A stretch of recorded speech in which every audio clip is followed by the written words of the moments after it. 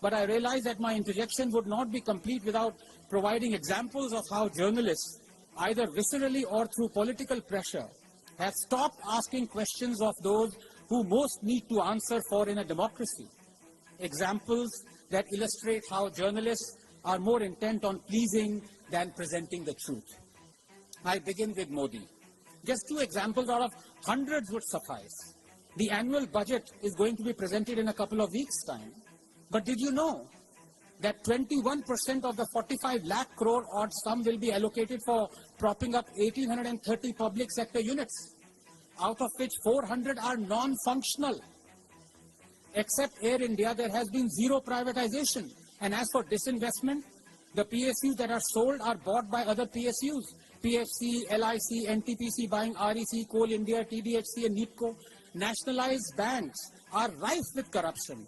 Bad loans worth 14 lakh crores have been written off in the last 10 years, out of which only 2 lakh crores have been recovered. Meanwhile, 3 lakh crores have been infused in these very nationalized banks. And as if that was not enough, 3 lakh crores have also been infused into the loss-making BSNL. Why am I quoting all these figures of loss-making government businesses? Because it was in 2013 that PM Narendra Modi said that the government has no business to be in business. He repeated it in 2017, and then in 2019, and then in 2022, almost as a ritual. Every time he increased the business of the government in business. Now I ask you, in the last 10 years, has there been a single journalist who has dared to question Narendra Modi on this criminal hypocrisy? No. Let me take another example. In July last year, Modi accused the NCP and Ajit Pawar of being corrupt and perpetrating massive scams. The very next day, Ajit Pawar and other corrupt NCP leaders were inducted into the Maharashtra government run by the BJP. Did any journalist dare to ask Modi why? No. Has any journalist ever asked PM Modi why did the BJP demand arrest of the congressman Anand Singh accused of 15 forest crime charges, but then made him the forest minister when he joined the BJP? Why did the BJP demand an ED raid on YS Chaudhary, accusing him of massive financial bungling and fraud of 5,700 crores, but then reneged on its demand when Chaudhary joined the BJP? Who in the BJP changed the Vijay Mallya lookout notice from detained to inform, allowing him to flee? Why did the BJP demand arrest of D. Monserrat for child rape and burning down a police station, but then took back its demand when he joined the BJP? Why did the BJP demand an FIR against Kripa Shankar Singh for launching a book that claimed 2611 was an RSS conspiracy, but then went back on its demand when he joined the BJP? But if you think Modi is the only hypocrite in town and journalists are only concerned about pleasing him and no one else, you could not be more mistaken. Case in point are the next two examples. Agriculture contributes only 12% to our GDP, and yet 44% of our 515 million strong labor force is involved in it. In the West, it is 2%. Production to purchase the entire chain is archaic, almost medieval. The entire sector was crying out for farm reforms, but when Modi implemented them, Rahul Gandhi and Congress poured onto the streets opposing them tooth and nail. Ironical, because the three farm laws were almost verbatim promised by the Congress in its 2019 manifesto. Verbatim. Congress promised them. But because Modi implemented them, those very farm laws suddenly became black laws. But did any journalist dare to ask Rahul Gandhi why he and his party took a shameless U-turn and held the entire country to ransom for a year? Let me give you another example. 9 years ago, the High Court convicted the BJP for violating the FCRA Act and accepting illegal donations. It was a conviction that carried prison sentences, not just a rap on the knuckles. What did the BJP do? In broad daylight, on the floor of Parliament, 30 more seconds, Dr. Sarkar. Maybe a minute more because I need to bribe you.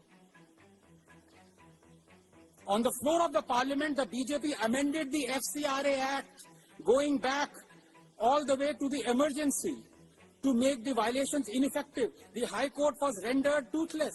Now, any opposition party would have lashed on to this blatant misuse of power. It would have come onto the streets, perhaps even brought the government down. This was a godsend.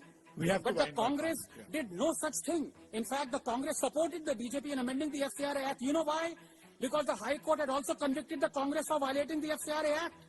Did any journalist ask Rahul Gandhi why this thing happened? No.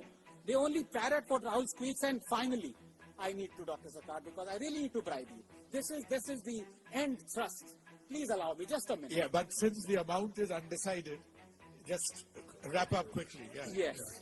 Now, I have dealt with the so-called Godi media and the PD media. I guess the troika would not be complete if I do not mention Didi media.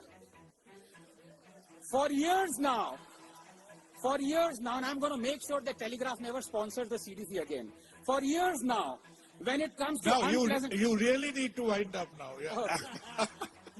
For years now, when it comes to unpleasant news regarding the state government, the media here has perfected the art of either staying silent or reporting it as news in brief on the 20th page, bottom left, font size 10.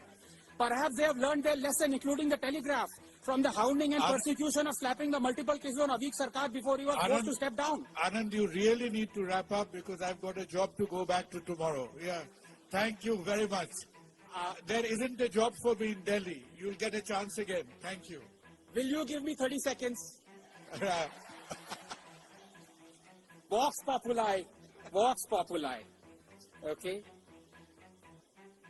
So, as brilliant professors are slapped around and arrested for forwarding harmless cartoons and acquitted after 11 years, as journalists like Debamaliya Bagchi are picked up in the middle of the night and thrown in jail, as 20,000 panchayat seats go uncontested because of murder, arson and loot, as ballot boxes are stuffed by Trinamool workers right under the gaze of the camera, as the High Court laments that FIRs were not registered in 60% of the cases of post-poll violence, as blood-curdling affidavits are submitted by half-dead women, as judges recuse themselves because of threats, as 40 crores of cash is recovered from the home of TMC conduits, as President COVID is compared to COVID, the Telegraph happily consigns itself to organizing debates, asking if journalists are more intent on pleasing than presenting.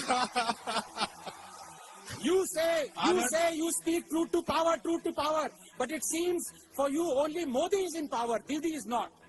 Finally, for my great friend, Thakurta, for my great friend, the issue now is no longer of journalists pleasing Indians. It has transcended our borders. So now journalists please foreign powers as well.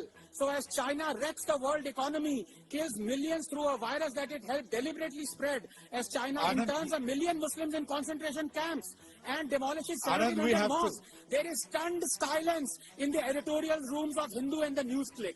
Ask why. This is where journalism is right now. I'm so sorry I've taken so much more time than I should have. Thank you.